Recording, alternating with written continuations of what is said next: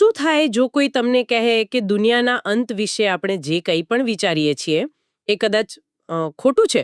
હમ કે સૌથી ભયાનક ઘટનાઓ શરૂ થાય એ પહેલા જ આપણી દુનિયાની 2/3 વસ્તી ખતમ થઈ જશે. બરાબર.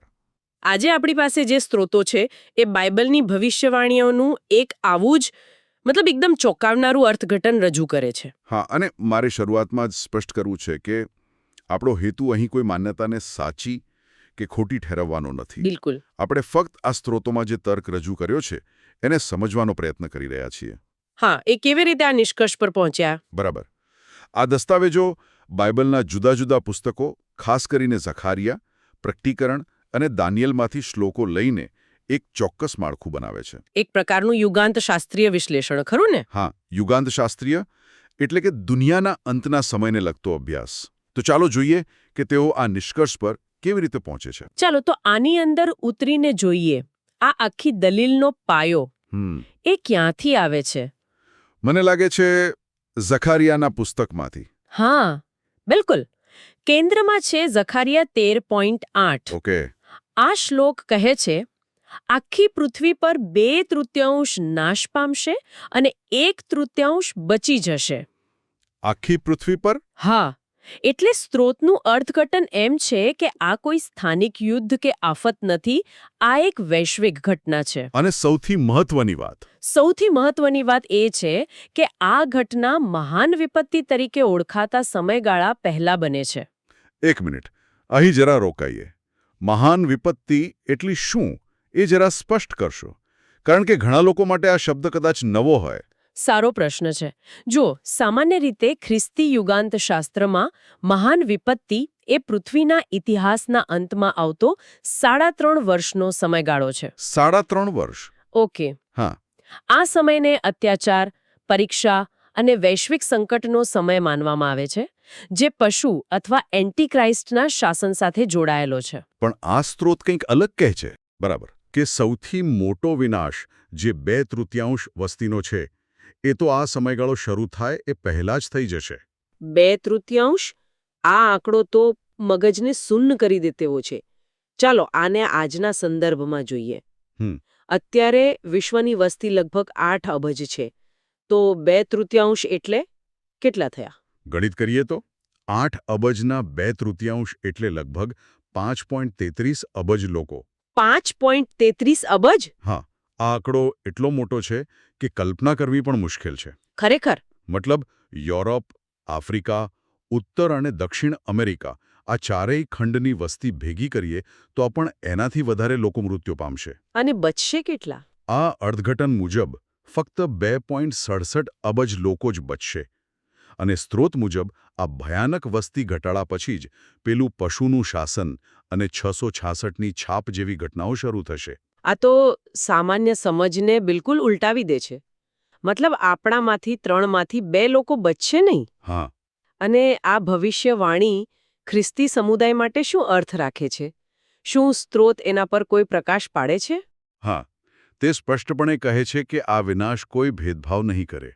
ઓહ! જે રીતે વિશ્વની 2/3 વસ્તીનો નાશ થશે તે જ રીતે ખ્રિસ્તીઓની પણ 2/3 વસ્તી નાશ પામશે. અને જે 1/3 બચી જશે એમનું શું?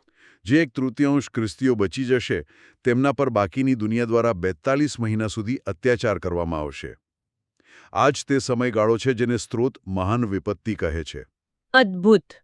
મતલબ કે વિપત્તિનો સમયગાળો બચી ગયેલા લોકો માટે છે. પણ 5.33 અબજ લોકોનું મૃત્યુ આ કોઈ એક ઘટનાથી તો શક્ય નથી. ના, બિલકુલ નહીં. તો સ્ત્રોત આ વિશાળ આંકડા સુધી પહોંચે છે કેવી રીતે? તેની ગણતરી શું છે? અને અહીં જ આ અર્થઘટન રસપ્રદ બને છે. સ્ત્રોત કહે છે કે આ કોઈ એક ઘટના નથી, પણ પ્રકટીકરણના પુસ્તકમાં વર્ણવેલ ઘટનાઓની એક શૃંખલા છે. એક પછી એક થતી ઘટનાઓ. હા, તે આ ગણતરીને 3 મુખ્ય તબક્કામાં વહેંચે છે, જે પ્રકટીકરણની મુદ્રાઓ અને રણશિંગાળાઓ સાથે જોડાયેલી છે. ઠીક છે. તો ચાલો આ શૃંખલાના પહેલા તબક્કાથી શરૂઆત કરીએ. સ્ત્રોત મુજબ પહેલો ઘા ક્યાંથી પડે છે? પહેલો તબક્કો છે ચોથી મુદ્રાનું ખુલવું, જેનું વર્ણન પ્રકટીકરણ 6.8માં છે. ચોથી મુદ્રા. હા, જ્યારે આ મુદ્રા ખુલે છે ત્યારે એક ફિક્કા રંગનો ઘોડો દેખાય છે.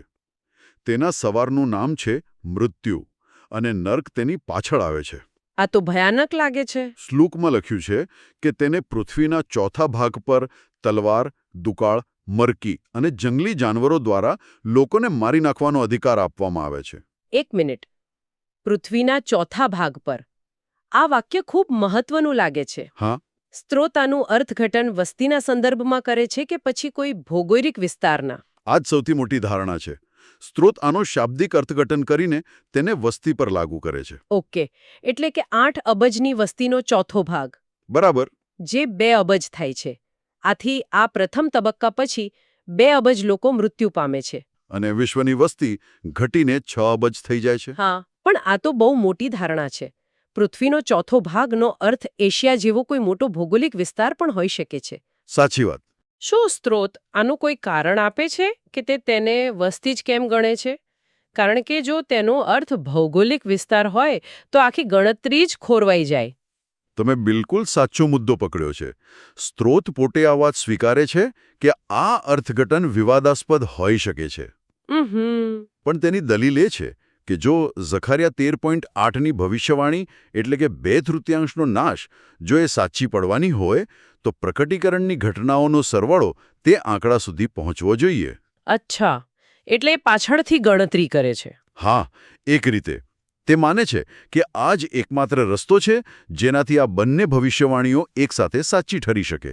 આ તેના વિશ્લેષણનો પાયો છે. સમજાયો. તો આ એક પ્રકારનું રિવર્સ એન્જિનિયરિંગ થયું. અંતિમ આંકડાને સાચો ઠેરવવા માટે શરૂઆતની ધારણાઓ કરવામાં આવી છે. કહી શકાય. ઠીક છે, તો પ્રથમ તબક્કા પછી 6 અબજ લોકો બચ્યા. અત્યાર સુધીમાં યુદ્ધ, દુકાળ અને મહામારીથી 2 અબજ લોકો મૃત્યુ પામ્યા છે. હવે શું? હવે બીજો તબક્કો શરૂ થાય છે, અને આ છે પર્યાવરણીય વિનાશનો. પર્યાવરણીય વિનાશ? હા, આ પ્રકટીકરણના 8મા અધ્યાયમાં વર્ણવેલ પહેલા 4 રણશિંગડા ફૂંકાવાની ઘટનાઓ છે. આ ઘટનાઓ માનવતા પર નહીં પણ સીધી પૃથ્વી પર હુમલો કરે છે. હા, મેં તેના વિશે વાંચ્યું છે. તે ખૂબ જ ભયાનક લાગે છે.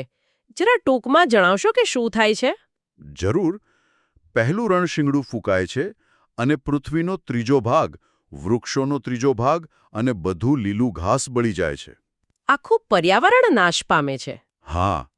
બીજું રણશિંગડું ફૂંકાતા સમુદ્રનો ત્રીજો ભાગ લોહી બની જાય છે અને સમુદ્રી જીવોનો ત્રીજો ભાગ નાશ પામે છે. અને ત્રીજા રણશિંગડા સાથે પેલું કડવો દાણો એટલે કે વર્મવુડ નામનો એક તારો પડે છે, જે પાણીને ઝેરી બનાવે છે, બરાબર? બરાબર. તે નદીઓ અને પાણીના ઝરાઓના ત્રીજા ભાગને કડવો અને ઝેરી બનાવી દે છે, જેનાથી ઘણા લોકો મૃત્યુ પામે છે. પીવાનું પાણી જ ન રહે. અને અંતે ચોથું રણશિંગડું સૂર્ય, ચંદ્ર અને તારાઓના ત્રીજા ભાગની રોશની છીનવી લે છે, જેનાથી દિવસ અને રાત અંધકારમય બની જાય છે. આ તો કલ્પના બહારની વાત છે. પણ આ ઘટનાઓ સીધી રીતે લોકોને નથી મારતી, સિવાય કે પેલી ઝેરી પાણીવાળી ઘટના. હા. તો સ્ત્રોત આની વસ્તી પર શું અસર ગણે છે? અહીં સ્ત્રોત ફરી એક ધારણા કરે છે. તે આ 4 ઘટનાઓને સામૂહિક રીતે પૃથ્વીના ત્રીજા ભાગનો વિનાશ તરીકે ગણે છે. ઓકે. તે તર્ક આપે છે કે જ્યારે પાક નિષ્ફળ જાય, સમુદ્ર મરી જાય, પીવાનું પાણી ઝેરી બની જાય અને સૂર્યપ્રકાશ ઓછો થઈ જાય, ત્યારે માનવતા ટકી ન શકે. સ્વાભાવિક છે. આથી તે ધારે છે કે આ પર્યાવરણીય પતનને કારણે બચેલી 6 અબજની વસ્તીમાંથી વધુ 1/3 લોકો મૃત્યુ પામશે. એટલે કે 6 અબજનો ત્રીજો ભાગ, જે બીજા 2 અબજ લોકો થયા. બરાબર. એક મિનિટ, આ સમજવા જેવું છે. આ કોઈ સીધો હુમલો નથી, પણ પર્યાવરણ એટલું બરબાદ થઈ જાય છે કે બીજા 2 અબજ લોકો ટકી જ નથી શકતા. હા. આ તો દુકાળ, બીમારીઓ અને અરાજકતાનો એવો સમય હશે જેની આપણે કલ્પના પણ ન કરી શકીએ. બિલકુલ. આ મૃત્યુ પરોક્ષ છે, પણ એટલા જ વાસ્તવિક. અને આ તબક્કા પછી વિશ્વની વસ્તી 6 અબજમાંથી ઘટીને 4 અબજ થઈ જાય છે. 4 અબજ મતલબ અત્યાર સુધીમાં કુલ 4 અબજ લોકો. વિશ્વની અડધી વસ્તી ખતમ થઈ ચૂકી છે. હા, અડધો-અડધ. અત્યાર સુધીમાં 4 અબજ લોકો મૃત્યુ પામ્યા છે. જે બચ્યા છે તેઓ કદાચ વિચારતા હશે કે સૌથી ખરાબ સમય પૂરો થઈ ગયો. પણ એવું નથી. પણ સ્ત્રોત મુજબ હજી એક અંતિમ અને કદાચ સૌથી ભયાનક લશ્કરી હુમલો બાકી છે. હા, આ ત્રીજો અને અંતિમ તબક્કો છે જે ગણતરીને પૂર્ણ કરે છે. એ શું છે? આ છઠ્ઠા રણશિંગડાની ઘટના છે, જેનું વર્ણન પ્રકટીકરણ 9.13-15માં છે. આમાં યુફ્રેટિસ નદી પર બાંધેલા 4 દૂતોને મુક્ત કરવામાં આવે છે. ઓકે. અને શ્લોક સ્પષ્ટપણે કહે છે કે તેમને માનવજાતના ત્રીજા ભાગને મારી નાખવા માટે એક ચોક્કસ સમય માટે તૈયાર કરવામાં આવ્યા હતા. એમની સાથે કોઈ સેના પણ છે? હા, તેમની સાથે 20 કરોડ ઘોડેસવારોની એક વિશાળ સેના છે. 20 કરોડ? માનવજાતનો ત્રીજો ભાગ. આ વખતે શબ્દો ખૂબ સ્પષ્ટ છે. આમાં કોઈ ધારણાની જરૂર નથી. બિલકુલ. તો અંતિમ ગણતરી શું કહે છે? આ સમયે વિશ્વની વસ્તી 4 અબજ બચી છે. હા. તેનો ત્રીજો ભાગ એટલે લગભગ 1.33 અબજ લોકો. એટલે આ સૈન્ય હુમલામાં વધુ 1.33 અબજ લોકો મૃત્યુ પામે છે. બરાબર.